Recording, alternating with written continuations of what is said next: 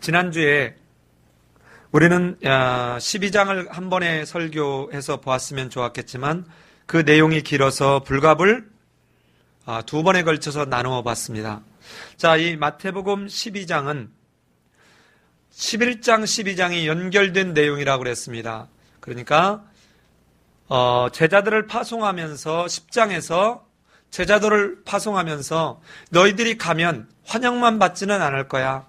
너희들 가면 거절도 하고 심지어는 너희들을 박해하고 감옥에 갇히는 일이 발생할 수도 있을 거다. 심지어는 너희들을 죽게 할 수도 있을 거다. 그러나 그때 두려워하지 마라. 내가 반드시 너희가 믿음으로 견뎌낼 때 너희가 구원을 받도록 내가 할 거다. 저들은 너희의 생명, 육체적인 생명을 위협하는 정도에 멈추지만 네가 믿는 하나님은 육체적인 생명뿐만 아니라 영도, 지옥에 멸할 수 있는 분인 것을 잊지 마라. 내가 너희와 함께 할 것이다. 네가 그렇게 어렵고 힘들고 어떤 상황에 있을 때 너희는 언제든 내게 오라. 이런 사실들을 알게 한 이것은 아무나 하는 게 아니다. 나 아들과 아들의 소원대로 계시를 받은 사람 외에는 결단코 알 수 없다는 것이에요. 그리고 난 뒤에 이 수고하고 무거운 짐진 자들아, 내가 이미 멍에를 맸다. 그러니 너희는 내 멍에를 지면 가벼울 것이다. 그리고 난 뒤에 12장에서 이제 구체적으로 예수님이 어떻게 어려움을 겪는지를 이제 얘기하고 있습니다. 12장에서 구체적으로 어떻게 어려움을 겪는지를 얘기하고 있어요.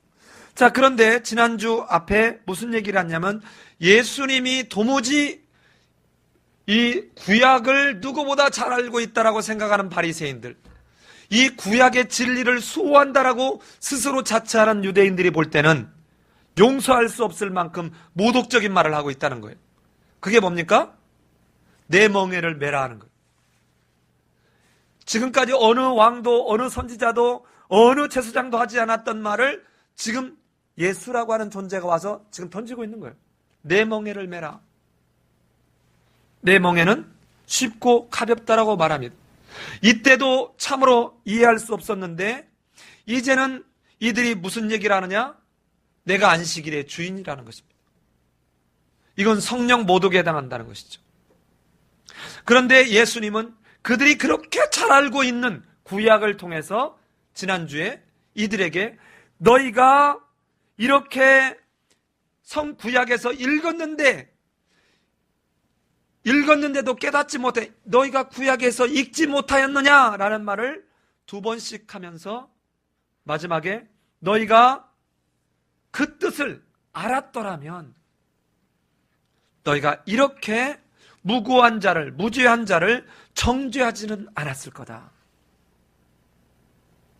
그러니까 우리가 성경을 읽지만 이 말을 우리에게 적용하면 교회를 다니지만 예수를 믿는 것은 아닐 수 있다는 거예요. 여러분 누차 얘기하지만 여러분과 나는 끊임없이 그 성령의 도우심을 구하지 않으면 오늘 보게 될 말씀에서처럼 여러분 집을 싹 청소해놨더니 더 센 귀신이 들어와서 더 강하게 그 사람을 제압하는 일이 벌어질 수 있다는 것이에요. 얼마든지 그럴 수 있습니다. 자, 이 말을 듣고 난 뒤에 예수님이 내가 안식일의 주인이라는 말을 듣고 그들이 느꼈을 그 충격과 그 성령을 모독하는 것과 같은 그 이야기를 들었을 때 어땠을까요? 그런데도 이제는 그들은 무언가 또 다른 확실한 어떤 빌미를 찾고 싶은 거예요. 그래서 이 한쪽 손이 마른 사람을 예수님이 이렇게 고쳐주나 안 고쳐주나 하는 걸 보고 이걸 가지고 빌미를 삼으려고 이 안식일에 병 고치는 것이 옳습니까? 하고 물었습니다. 그랬더니 그들이 지키고 있는 규례를 이제는 그 구약이 아니라 그들이 그렇게 부여잡고 있는 미시나 같은 이런 바리새인들이 지키고 있는 규례를 들어서 그들의 잘못을 지적하고 있어요. 야, 너희들도 이 양이나 짐승이 어디에 구덩이에 빠져서 있으면 이것을 조난 사고 당한 경우에 이걸 구하려고 끌어내주지 않느냐. 하물며 짐승보다 더 귀한 사람을 하는 것은 어떠냐 하고는 그들로 하여금 할 말이 없게 만들었습니다.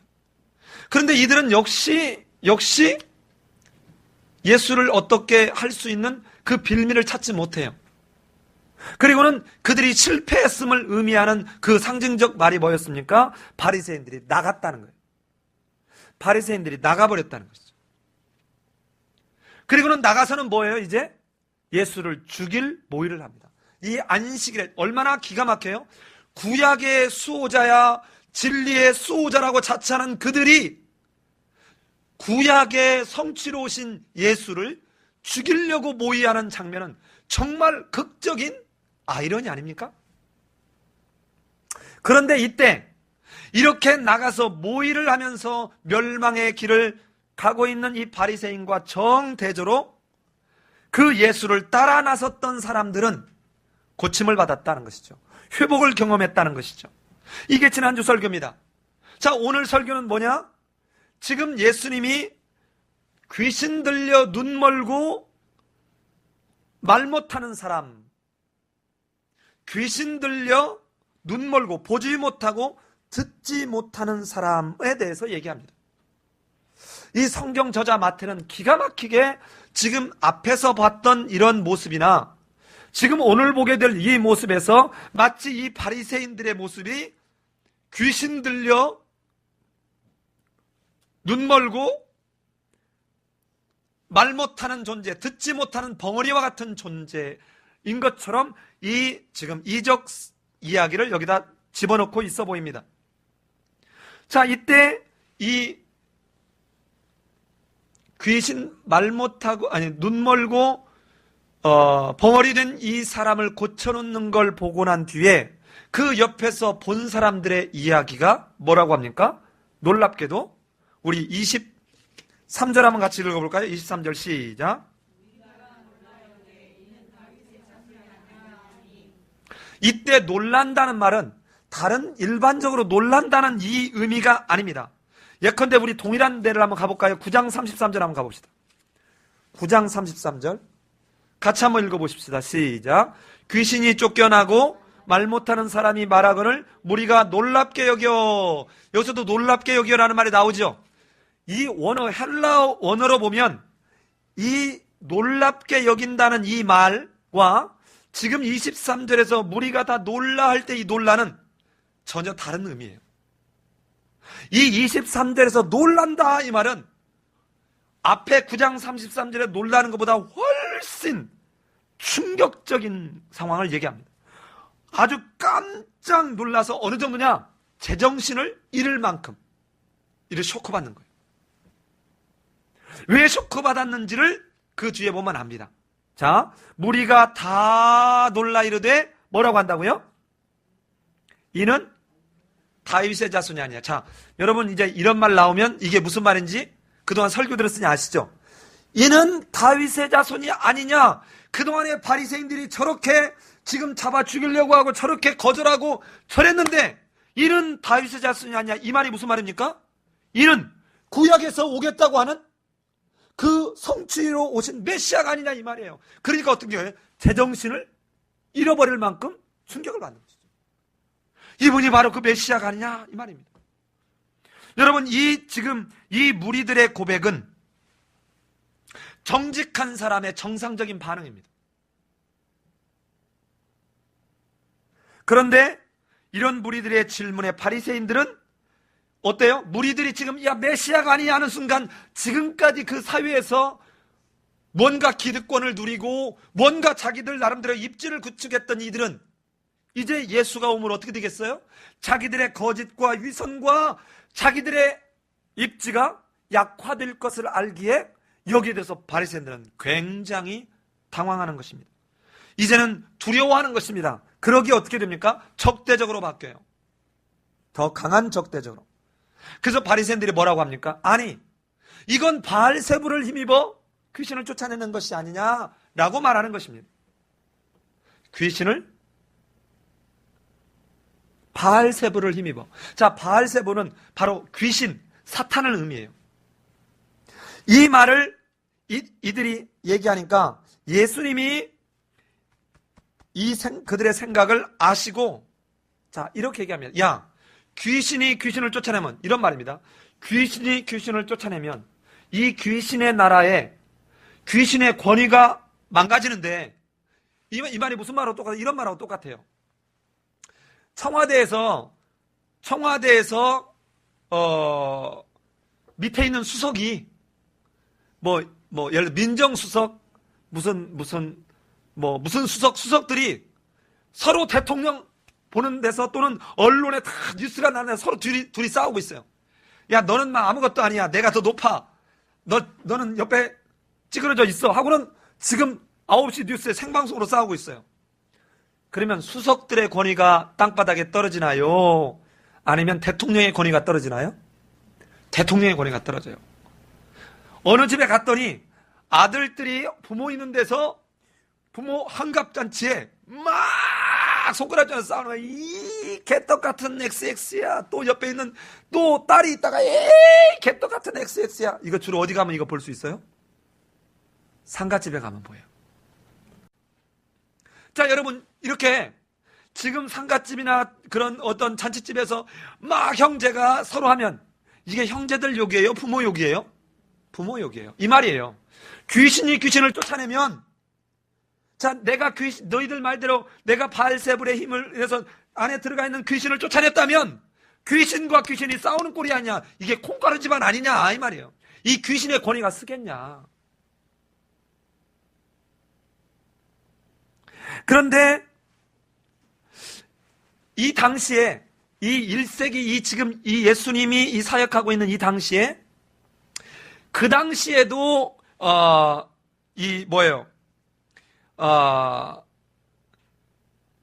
유대인들이 귀신을 쫓아내는 활동들이 실제로 있었음을 우리 사도행전에 가면 쉽게 알 수 있잖아요. 귀신을 실제로 쫓아내요.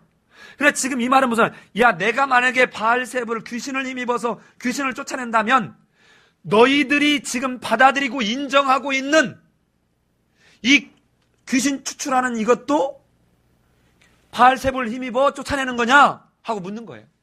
근데 이 당시에 이 말을 지금 왜 하냐면 바리새인들이 이게 신앙적으로 지금 수용하고 있었거든요. 그 수용하고 있는 그들의 이야기를 가지고 지금 묻는 거예요. 야, 그러면 너희 아들들, 그러니까 너희들이 받아들이고 인정하는 지금 그것은 누구로 말미암은 것이냐?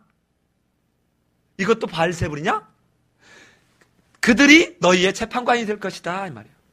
그들이 바알세불로 힘입는다 그렇지만 너희가 지금까지 받아들였으면 그러면 너희가 지금 거짓말한 거냐, 이 말이에요. 그러니 그들이 정상적인 신앙적인 모습이었다면 내가 하는 것도 똑같은 거다. 지금 이 말하는 것입니다. 자, 그런데 여기 재밌는 표현이 있어요. 그러나 내가 하나님의 성령을 힘입어 귀신을 쫓아내는 것이면, 그 다음 한번 28절 그 뒤에 한번 읽어보실래요? 시작. 예, 하나님의 나라가 이미 너에게 임했다는 거예요. 하나님의 나라가 임했음에도, 오늘 설교 제목이 이거 아닙니까? 천국이 임함을 보고도 깨닫지 못하는 사람들. 자, 이 마태복음 전체에서 39번에 걸쳐서 천국이라는 말을 써요. 하늘나라. 예? 하늘나라. 에클레시아. 아니, 바실레이아. 우라노. 이렇게 해서 이 하늘나라라고 하는 말을 쓰거든요. 그러니까 하늘의 나라, 하나님이라는 말을 쓰는 것을 두려워했다고 그랬잖아요. 그런데 딱 4번이 나와요. 하나님 나라가. 근데 이때는 어떻게 나오느냐? 왜 나오는가 봐요? 그 위에 26절 가봅시다. 만일 사탄을 쫓아내면 스스로 분쟁하는 것이니, 그리고야 어떻게? 누구의 나라가? 자, 그에다가 뭐를 집어넣으면 돼요? 그렇죠. 사탄의 나라라는 말을 그대로 되받아치기 위해서 하나님의 나라라고 지금 표현적으로 대조를 이루어주고 있죠. 자, 사탄의 나라로 사탄이 사탄의 나라를 쫓아낸다면 이게 바로 서겠느냐, 그 나라가. 그런데 이것이 성령을 힘입어 된다면 이미 너희에게 이 쫓아내는 이 사건을 통해서 무슨 나라가 임했다고요? 하나님의 나라가 임했다라고 지금 얘기하고 있는 것입니다. 자, 그런데 먼저 사람이 뭔가를 쫓아내려면 더 강한 자를, 더 힘센 자가 와서 결박하지 않고는 어떻게 쫓아낼 수 있겠냐? 지금 이 말하고 있는 것이죠. 자, 그러면 이게 무슨 말입니까? 이 말을 여러분 제가 왜 앞에서부터 설교를 하는 걸 이렇게 중시 여기냐면, 이 말은 앞에 3장 어간에서 예수님이 세례를 받고 그리고 난 뒤에 40일 동안 성령에 이끌려서 광야에서 시험을 받은 사건을 이해를 못하면 이 말은 이해할 수가 없어요. 자, 이 말이 무슨 말입니까? 지금 하나님이 하나님의 지상에 있는 하나님의 나라의 이 통치권을 아담에게 이렇게 위탁했는데 이 대리권을 누구에게 넘겨버렸어요?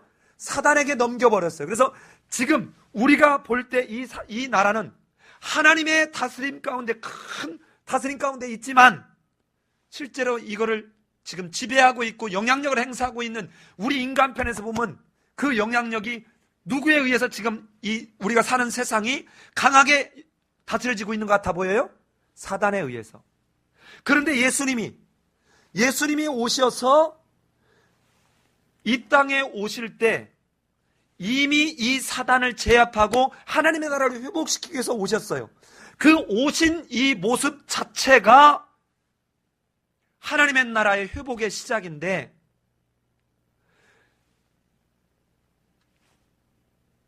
세례 요한이 내가 세례를 도리어 받아야 되는데 어떻게 내가 당신한테 세례를 줄 수 있습니까? 라고 하죠. 그때 네가 내게 세례를 주는 것이 아버지의 뜻을 온전히 이루는 것이라고 얘기하잖아요. 그러면서 어떻게 합니까? 이 세례를 받는 모습은 아무 죄가 없으신 하나님이신 예수님이 이 아담과 하와가 지은 죄, 그리고 뒤에 우리가 지은 자범죄까지를 당신의 죄로 동일시해주는 그 일이라고 그랬죠. 이 동일시해주는 이 일을 통해서 즉 다시 말하면 사단의 지배에 있는 그 인간들의 상황을 당신의 상황으로 간주해 주신다는 것이죠. 그리고 난 뒤에 이 사단의 지금 이 지배 속에 인간의 모습으로 지금 들어오시는 거예요. 그리고 난 뒤에 40일 동안 시험을 받으면서 이 사단의 세력을 철저하게 패퇴시키고 있다. 사단이 3번씩 시험하잖아요. 3번씩 시험할 때 하나님의 말씀에 기록되었을 때, 성경에 기록되었을 때, 성경에 기록되었을 때 하면서 그 사단이 더 이상 할 말을 잃고 떠나가 버리게 했어요. 사단의 실패를, 사단의 패퇴, 아주 세력이 현격하게 줄어들어가게 되는 그 상황을 얘기하고 있는 것입니다. 그러니 지금 사단을 쫓아내는 이 사건은 그 예수님이 세례를 받으면서 시작됐던 그 일로 이미 더 강한 성령의 역사를 가지고 온 이 메시아인 내가 이 사단을 내가 이미 제압하기 시작했다. 그래서 이제는 이 사단의 세계를 내가 다시 사단의 세계에 빠졌던, 지배에 빠졌던 하나님의 나라를 다시 내가 되찾는 일이 시작되었다 라고 말씀하고 있는 것입니다. 자, 이러면서 뭐라고 얘기합니까? 우리 30절 같이 한번 읽어보십시다. 시작.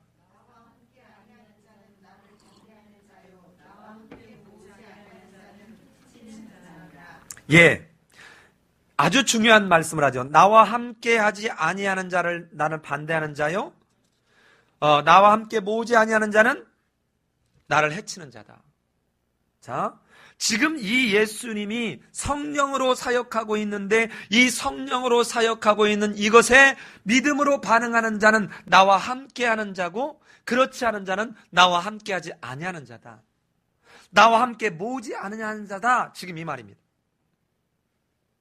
자, 지금 유대인들이 여러분 이런 지금 반응을 하면서 저 바알세불을 힘입어 쫓아낸다라고 말하는 이것은, 여러분 죄송하지만 우리가 지나온 뒤에 책 속에서 읽으니까 이런 바보 같은 놈들 이렇게 얘기하지만 우리의 실존적 상황에서 이걸 경험하면 충분히 이 사람들의 말이 더 설득력 있어 보입니다. 자, 볼까요? 유대인들이 기대했던 그 하나님의 나라의 도래는 어떤 겁니까?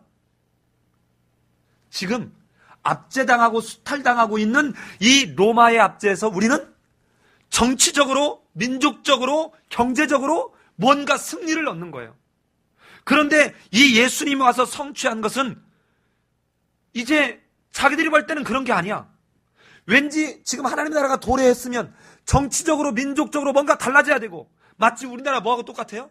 일제 압제를 당하고 있는데 정말 메시아가 왔다면 해방이 돼야 되고, 우리가 못 먹고 사는 데서 경제적으로 좀 부흥도 되고, 뭐 이런 게 있어야 됐는데 전혀 그런 게 보이지 않는다는 거예요. 전혀. 그러니까 말도 안 돼. 우리가 기대했던 것과는 전혀 다른 거야. 구약에서 기대를 통해서 비춰본 그 기대와는 너무 다른 거야고는 지금 완전히 폄하하고 있는 거예요. 그러니까 뭡니까? 앞에 세례 요한이 11장에서 세례 요한이 오실 리가 당신입니까? 우리는 아니면 다른 사람을 기다려야 됩니까? 할 때 네가 생각했던 기대와 다르다 그래서 내가 메시아가 아닌 게 아니라 구약에서 말한 그 일들이 벌어지고 있다. 이 얘기를 전하니까 세례 요한은 더 이상 언급이 없는 걸로 성경 기자는 아주 절묘하게 표현하고 있다 그랬죠. 그런데 지금 이 바리새인들은 어떻게 해요? 끊임없이 그 기대를 내려놓지 못하는 거예요. 거부하지 못하는 거예요. 인정하지 못하는 거예요. 그리고 거부하는 것입니다. 우리의 방식으로 맞춰달라는 거예요. 이사야서 보면 마치 누구하고 똑같습니까? 아하스와 똑같은 것이죠. 하나님 내 방식으로 좀 채워주세요 이 말이에요. 내 방식으로. 그리고 난 뒤에 이 12장에서 결론과 같은 이야기가 31절부터 나옵니다. 그러므로 하고 결론합니다. 내가 너희에게 이르노니 사람에 대한 모든 죄와 모독은 사하심을 얻되 성령을 모독하는 것은 사함을 얻지 못하였겠고, 또 누구든지 말로 인자를 거역하면 사하심을 얻되 누구든지 말로 성령을 거역하면 이 세상과 오는 세상에서 사하심을 얻지 못하리라. 자, 여러분, 참 사람들이 많이 혼동하는 것도 이거예요. 자, 여기서 보면 말로 어떤 죄를, 사람에게 어떤 죄를 지면 죄나 모독하면 사하심을 얻지만 성령을 모독하면 사하심을 얻겠느냐? 못 얻는다 이 말이죠. 여기는 이해가 좀 돼. 그런데 그 다음 32절에서 누구든지 말로 인자를 거역하면 사하심을 얻되 누구든지 말로 성령을 거역하면 어쩌지 못한다고요? 사하심을, 이 세상뿐만 아니라 오는 세상에서도 사하심을 얻지 못하리라. 이게 무슨 말입니까? 이거 이해가 돼요? 그 말이 그 말 같고 도대체 인자를 거역하는 건 뭐고 성령을 거역하는 건 뭐고 이거 이렇게 생각되어지지 않아요? 자, 그런데 제가 이걸 파워포인트로 만들었으면 더 좋았을 텐데, 자, 제가 이 동영상으로 제가 이 동영상으로 하겠습니다. 자, 저를 잘 따라보세요. 자, A가 사람에게 모독하는 것입니다. 몇 절? 31절에 A가 사람에 대한 모든 죄와 모독이에요. 됐습니까? 자, B가 성령을 모독하는 거예요. 됐습니까? 그 다음에 A 다시가 말로 인자를 거역하는 거예요. 뭐를 거역하는 거라고요? 인자를 거역하는 것. B 다시가 성령을 거역하는 거예요. 자, 그러면 A와 A 다시가 연결됩니까? 사람에 대한 모든 죄와 모든 모독은, 이 말과 인자를 거역하는 것이 지금 연결되고 있고, 성령을 모독하는 것이 성령을 거역하는 것과 연결되어 있죠. 자, 이게 무슨 말이냐면, 저 보세요. 32절에서 누구든지 말로 인자를 거역하면, 이 말은 나를 사람으로만 알고 거역하는 것은 용서받을 수 있지만 이미 성령을 통해서 성령의 부음 속에 성령의 역사 가운데 하나님의 나라가 임하는 것을 보고도 믿지 않는 것은 어쩌다? 자, A와 A-의 결과는 공이 뭐예요? 사하심을 얻되지요. 그런데 B와 B-는 사하심을 얻는데요, 얻지 못한대요? 얻지 못한대요. 자, 그러면 여러분, 자, 보세요. 예수 그리스도를 그냥 인간적인 측면에서만 바라보고 성령의 역사를 보지 못한 채 부인하고 있는 사람은 아직 메시아인 걸 깨닫지 못했기에 용서받을 여지가, 기회가 남아있지만 지금 구약에서 예언한 그것들이 그대로 다 성취되고 있는 걸 이렇게 내가 구구절절히 설명하고 있는데도 거역하는 너희들은 용서받을 수 있다 없다? 없다 이 말입니다. 이거를 말이죠, 저도 최근에 그래서 저도 이 설교 준비하고, 왜 여러분 구약에서 레위기에서 기억납니까? 너희가 부지 중에 지은 죄는 용서받거니와 고의로 지은 죄는 용서받지 못한다 이 말 있죠.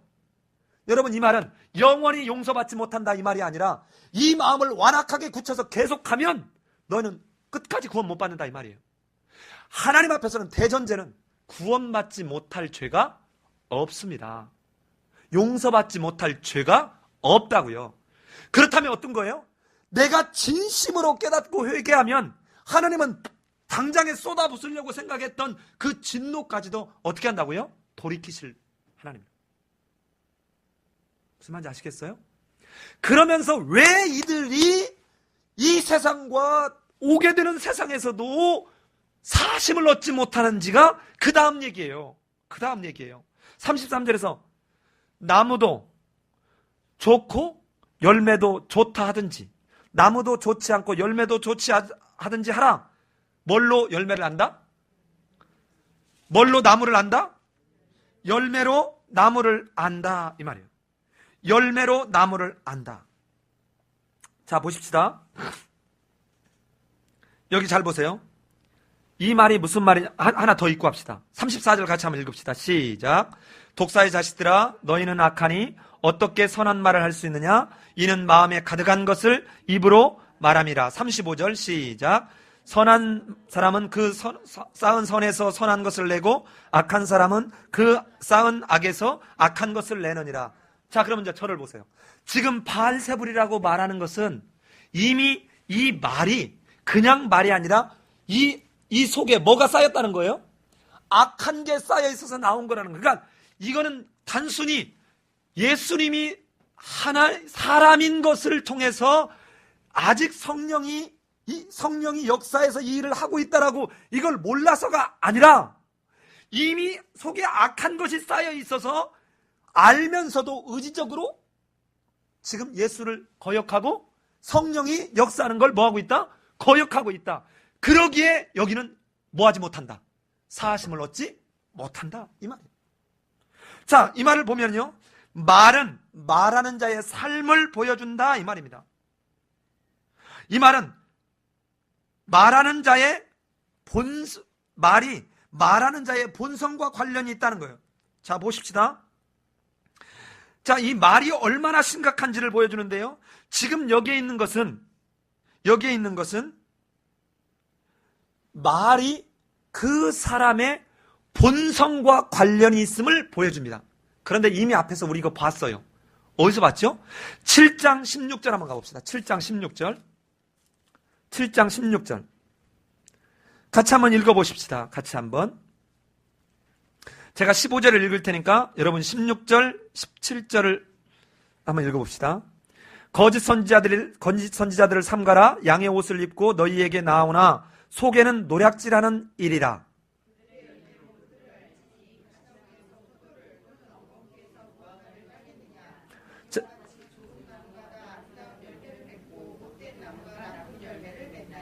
예, 20절. 자, 똑같은 말이 나오죠? 자, 저를 보십시오. 자, 저를 보세요. 이 지금 오늘 본문 12장에서는 그들의 이 말이 마음에 쌓아놓은 이 속에서 나온다는 거예요. 그러니까 이 말은 뭐와 관련이 있다는 것입니까? 본성과 관련이 있다는 거예요. 그런데 이 7장에서는 말이 아니에요. 뭡니까? 너희는 거짓 선자들을 삼가하라. 양의 옷을 입고 너에게 나아오지요. 이건 말이 아니라 뭡니까? 행위예요, 행위. 그 다음에 속에는 뭐 한다고요? 노략질 한다. 자, 그러면서 그 나무는 뭘로 알리라? 열매로 알리라 이 말이에요. 그러면 7장에서는 지금 뭐를 얘기합니까?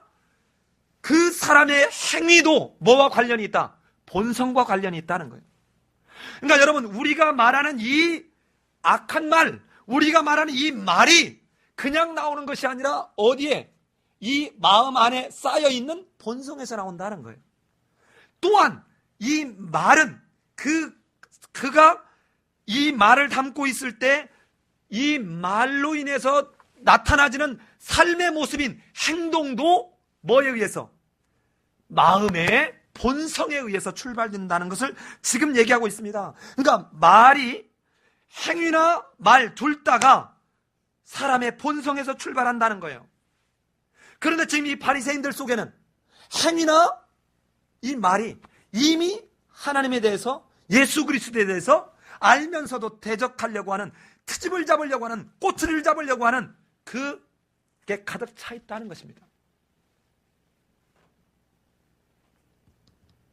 자, 그러면서 여러분과 나도 정말 충격적인 이야기가 36절, 37절에 나옵니다. 같이 한번 읽어볼까요? 시작.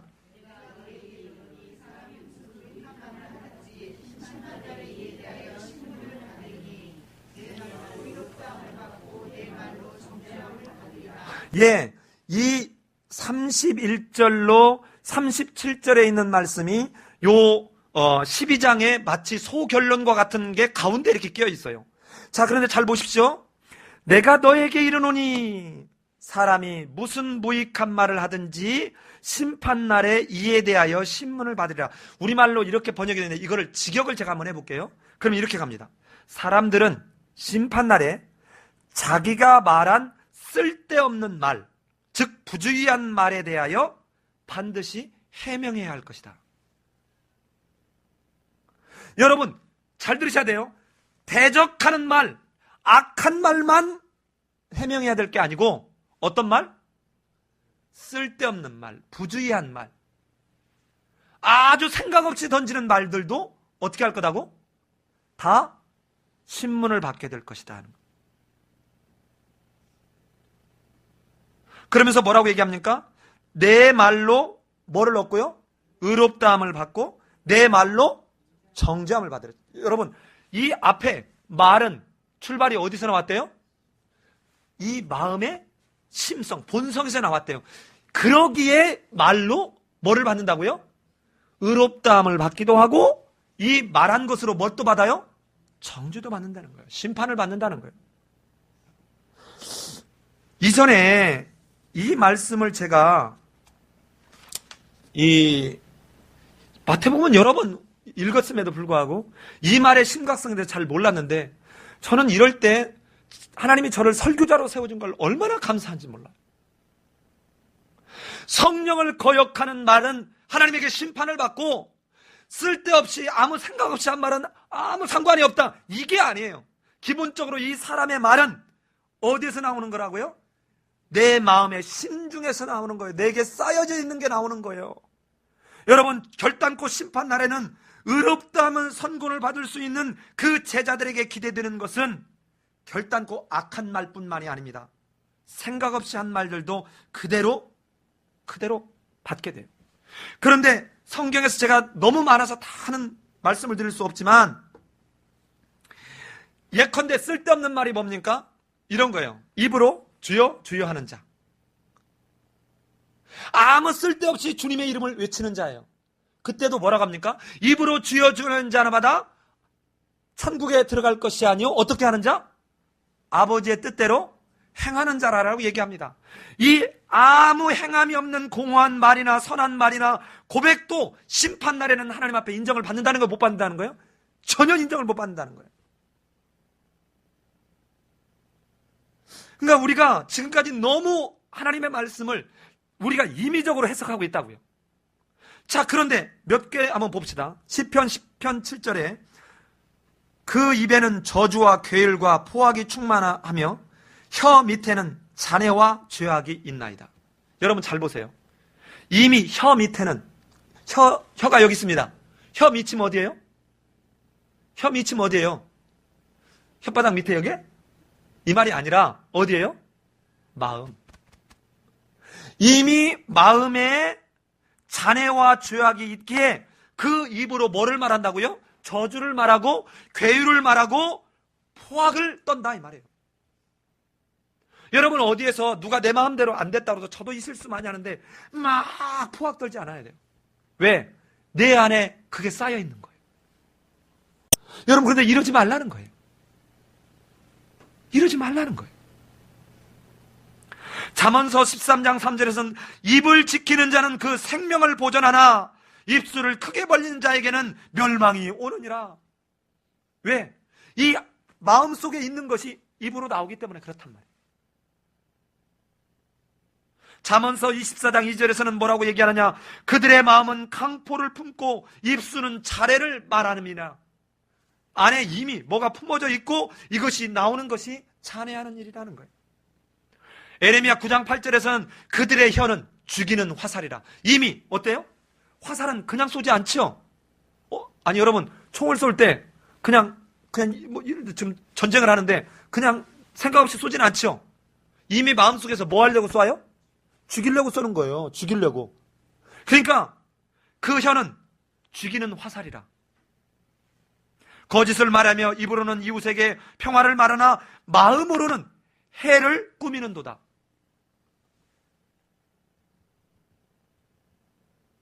그런데 에레미야 17장 16절에 가면 메시아가 왔을 때, 심판주가 왔을 때 내 입술에 나온 것이 주의 목전에 다 드러나게 된다는 거예요. 구약에서도. 여러분, 이 말에 대한 중요성을 가장 잘 설명해. 한 장 내내 말에 관한 이야기만 하는 데가 있어요. 거기가 어디냐? 야고보서 3장이에요. 우리 아무리 시간이 없지만 가봐야 되겠죠? 야고보서 3장. 나중에 야고보서 우리가 설교할 때 다시 보긴 하겠으나 야고보서 3장 한번 가봅시다. 자, 1장 1절 같이 하면 3장 1절 같이 한번 읽어봅시다. 시작. 내 형제들아,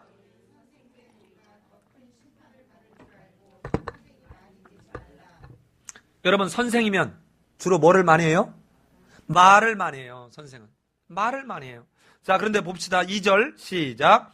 우리가 다 실수가 많으니 만일 말에 실수가 없는 자면 곧 온전한 사람이라 능히 온 몸을 굴레 씌우리라.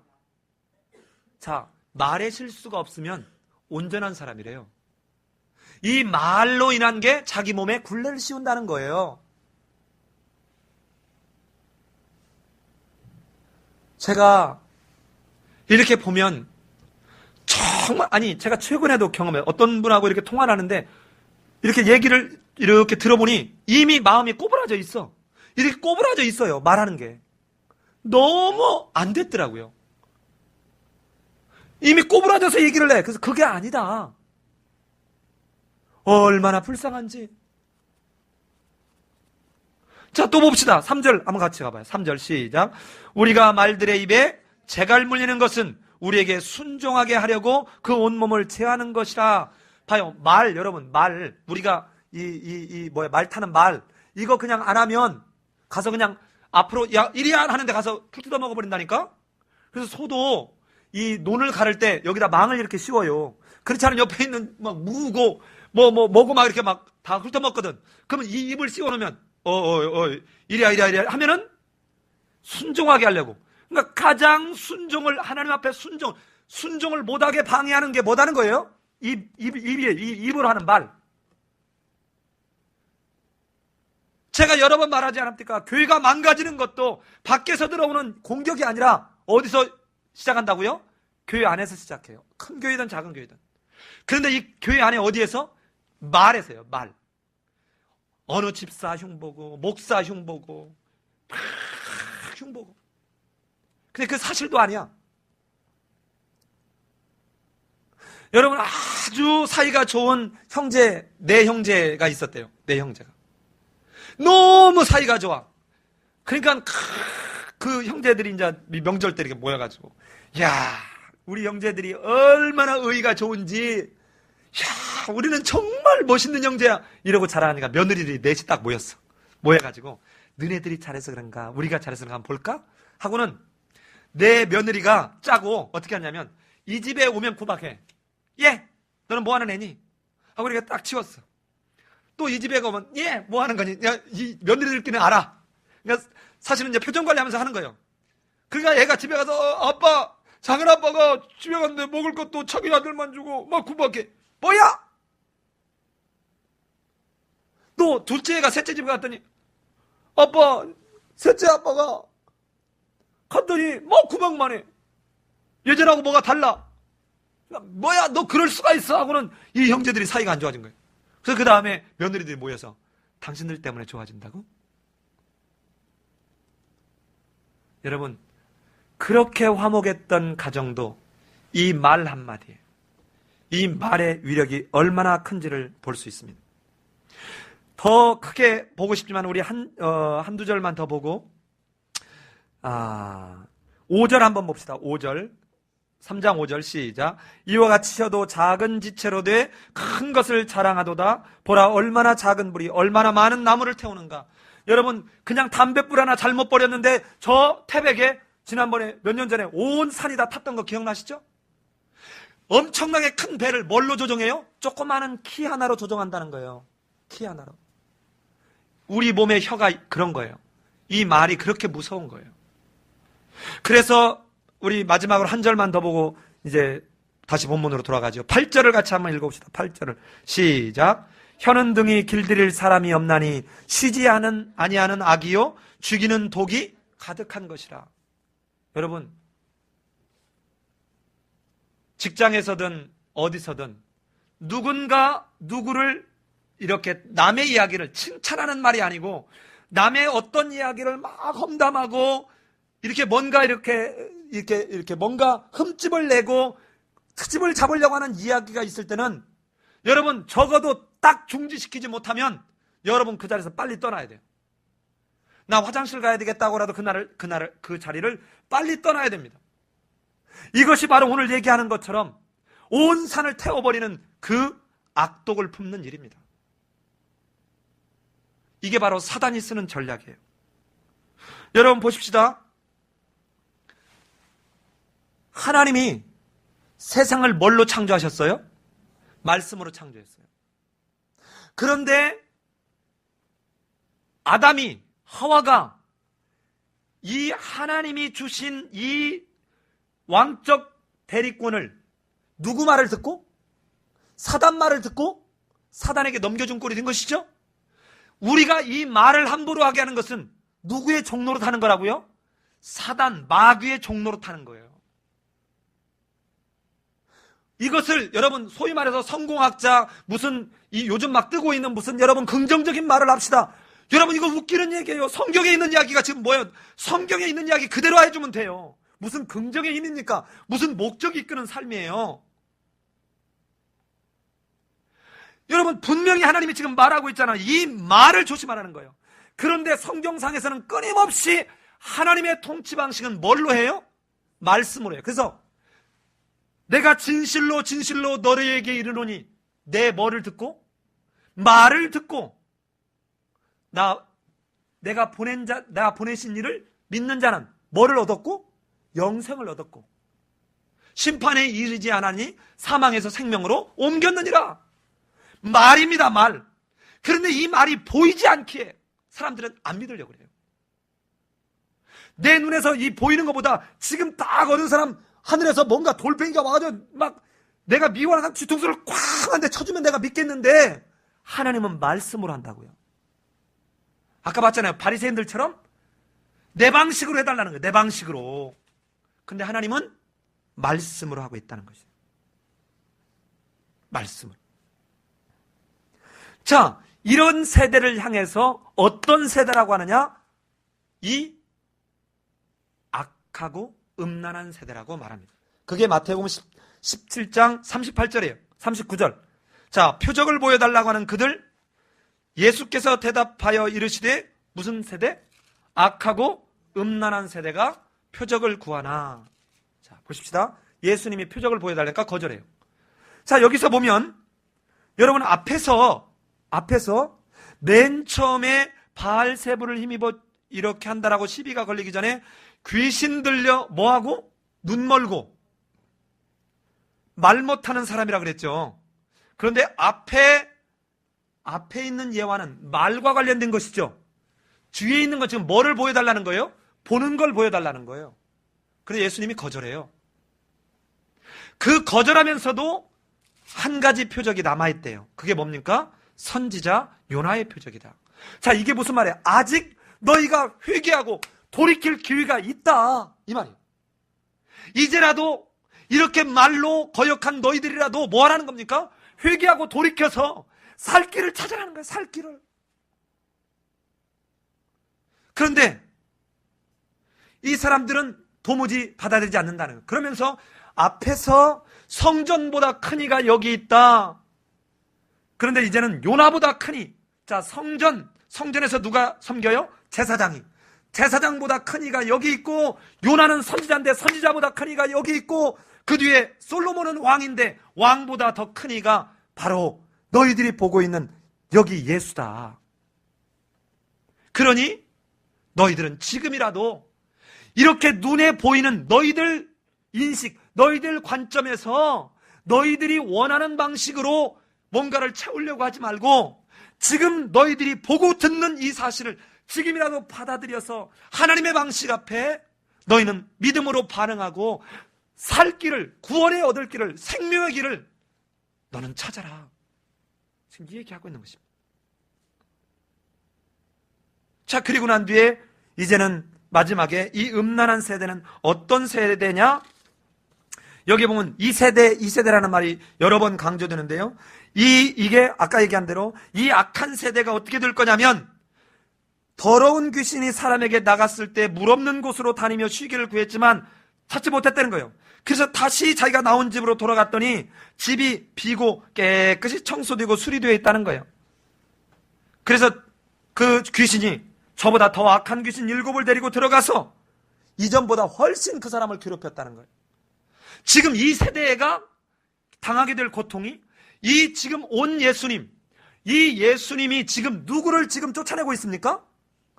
이 사단, 귀신을 쫓아내고 있는데 이들이 쫓겨났는데 다시 가서 이제는 더 센 귀신들을 와서 이 사람들은 이전보다 훨씬 더 어렵고 힘든 그 상황에 놓여 있을 것이다는 거예요. 이 이야기는 왜 합니까? 여러분, 이제 세 번째 거부를 얘기하면서 결론을 맺고 있는 거예요. 이제 너희들 앞에 놓여 있는 건 둘 중에 하나밖에 없다는 거예요. 함께 모으든지 아니면 해치든지. 함께 하지 아니하는 자는 나를 반대하는 자요, 함께 모으지 아니하는 자는 나를 해치는 자다. 하나님의 나라가 선포되면 선택은 둘 중에 하나밖에 없다는 거예요. 하나는 함께 모으든지, 하나는 바리새인들처럼 거역하며 죽음의 길을 가든지. 중간지대는 없다는 것입니다. 여러분, 오전 설교에서도 봤지만 이렇게 양발을 딱 하나는 세상에, 하나는 하나님에게 던지고 있다가 주일날 교회에 오면 나 하나님 믿어. 세상에 나가면 하나님 잠깐 주일날만 가서 내가 그냥 안 가지 않우. 내가 그래도 내가 헌금 들고 가지 않우. 내가 그렇게 정말 귀중하게 생각하는 내가 돈 들고 가지 않아. 돈. 그래서 여기 와서는 하나님, 내가 세상에 있을 때 저놈들, 나를 미워하는 저놈들 내가 어떻게 한번 까부시게, 내가 다른 사람보다 더 승진 빨리 하고 내가 더 부를 누리게, 하나님 내가 돈 가지고 하지 않았수. 이런 거예요. 여러분, 이런 중간지대는 존재하지 않는다는 거예요. 둘 중에 하나밖에 없습니다. 함께 하든지 함께 모으든지 아니면 여타는 다 반대하는 것이다. 이 둘 중에 뭔가를 이제는 선택해야 된다는 것입니다. 이제 예수님이 오셔서 사단을 제압하고 하나님의 나라 회복을 도래시킨 이 예수의 메시아적 사역을 받아들이든지 아니면 아담이 그랬듯이 여전히 사단의 말을 듣고 받아들이고 더 센 귀신의 속박에 놓이든지. 이게 바로 바리새인들이 앞으로 겪게 될 모습이라 이 말이에요. 악한 이 세대를 대표하는 모습이 바로 지금 거절하고 있는, 강하게 대적하고 있는 바리새인들의 모습인데, 이 바리새인들의 현재의 모습은 어때요? 깨끗이 청소된 집처럼 위험한 상태예요. 자, 예수님이 오셔서 귀신들을 쫓아내고 있죠. 그래서 지금 깨끗이 청소해서 빈집의 상태예요. 그러나 위험해. 여기에 성령의 그 역사를 보면서 예수를 받아들여야 되는데, 그렇지 않으면 그 나갔던 귀신이 더 센 7귀신을 데리고 들어와서 이 뒤에는 처음보다 훨씬 더 처참하고 비참한 지경에 놓이게 될 것이다. 이것이 이 세대를 대표하고 있는 바리새인들이 처하게 될 운명의 모습이라는 거예요. 자, 이렇게 3번에 걸쳐서 바리새인들의 적대를 봤습니다. 그리고 마지막에 무리들이 예수님의 어머니와 형제들이 밖에 있는데요. 그러니까 예수님이 그 사람에게 야, 누가 내 어머니고 제자냐? 이렇게 얘기합니다. 그래서 잘 보세요. 여기에 보면, 그러니까 이렇게 조금만 성경을 관심 있게 읽으면 46절 우리 같이 한번 읽어볼까요? 46절 시작.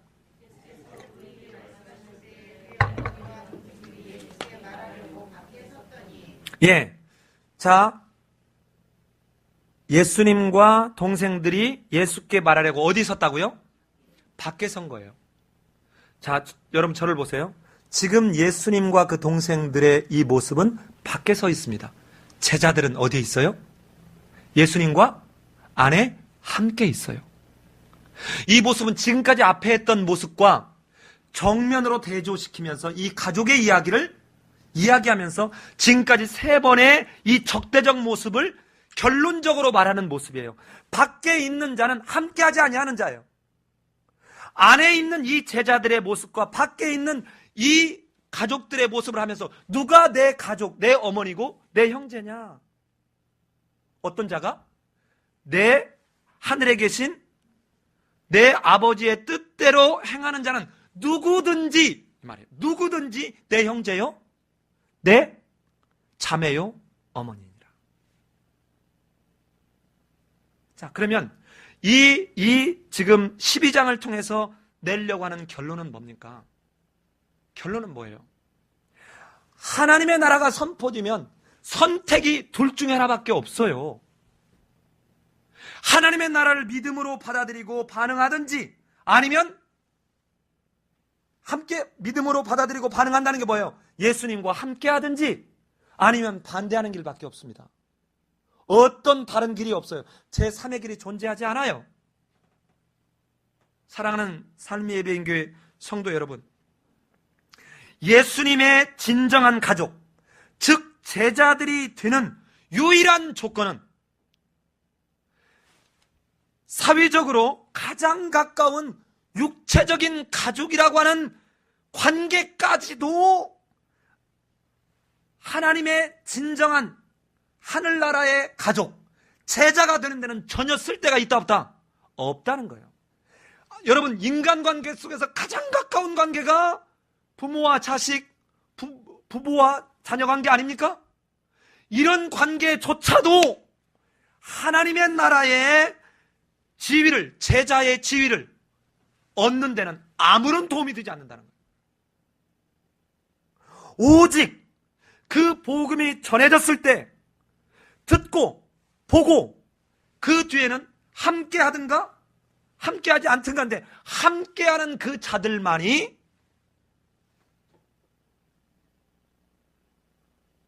하나님 나라를 소유하는 지위를 얻게 된다. 자, 그런데 그 마무리가 저 산상수훈에서 얘기했던 거하고 동일한 말로 여러분 정리가 돼요. 50절에서 누구든지 뭘로? 하늘에 계신 내 아버지의 뜻대로 하는 자. 이 말은 하는 자, 이 말은 행하는 자, 이 말이에요. 자, 우리 한번 7장 21절 한번 가봅시다. 7장 21절. 자, 같이 한번 읽어보겠습니다. 7장 21절 시작. 나더러요 주여 주여 하는 자마다 다 천국에 들어갈 것이 아니요 다만 하늘에 계신 내 아버지의 뜻대로 행하는 자야 들어가리라. 이게 결론입니다. 이게 결론이에요. 그런데 이 세대는 어떤 세대라고요?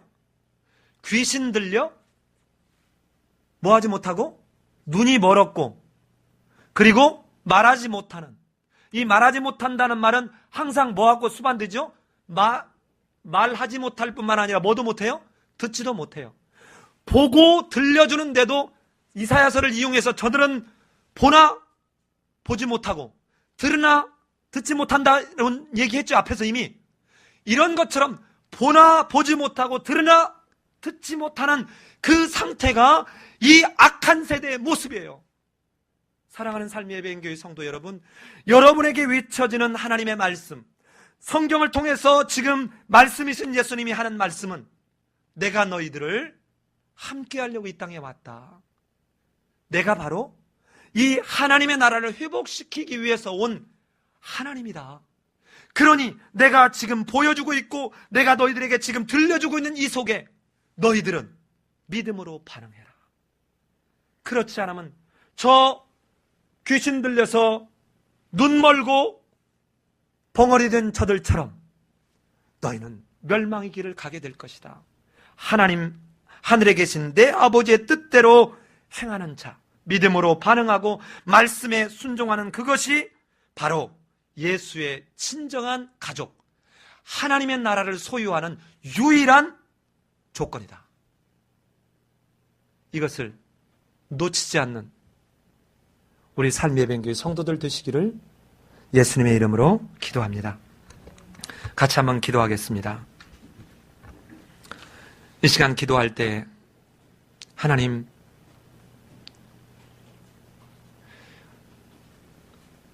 손으로 잡아지는 것이 없고 뭔가 때로는 내가 실제적으로 내 실제적인 문제들이 해결되는 게 아무것도 없는 걸 보면서 하나님은 정말 계신 건가?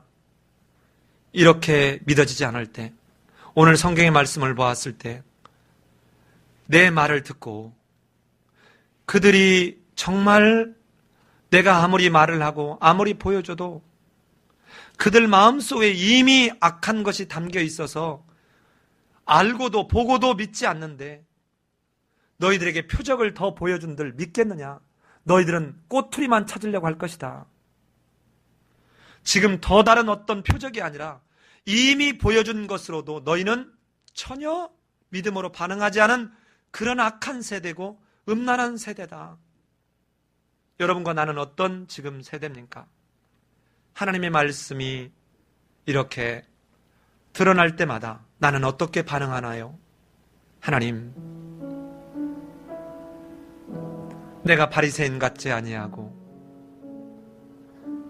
말씀이 전해질 때, 말씀이 내게 깨달아질 때마다 그 말씀이 귓전만 때리는 말씀이 아니라 정말 하늘에 계신 내 아버지의 그 말씀대로 비록 또 넘어지고 또 실수하겠지만 마음의 중심이 끊임없이 하나님을 향해서 나아가려고 하는 그러한 믿음의 삶이 되게 도와주옵소서. 그래서 바리새인들처럼 이렇게 죽음의 길, 멸망의 길로 가는 자들이 아니라 부족하고 연약하고 또 실수투성이지만 마침내 마음의 중심 속에서 믿음으로 반응했던 그것으로 인하여 구원하시려고 하는 그 예수님의 구원의 은총을 얻게 도와달라고 이 시간 잠시 한번 기도하겠습니다. 기도합니다.